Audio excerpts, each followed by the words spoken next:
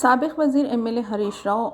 MLA लक्ष्मारेड्डी, MLA Vivekananda Gaur, साबिक़ वज़रा Dayakar राव, Shrinivas Gaur, साबिक़ MLA Venkateshwara Reddy ने नागर कर्नूल के साबिक़ MP मंदा जगन्नाथम की अयादत की, जो हैदराबाद के निम्स हॉस्पिटल में ज़ेर इलाज है, और लवाहिकीन को हौसला दिया।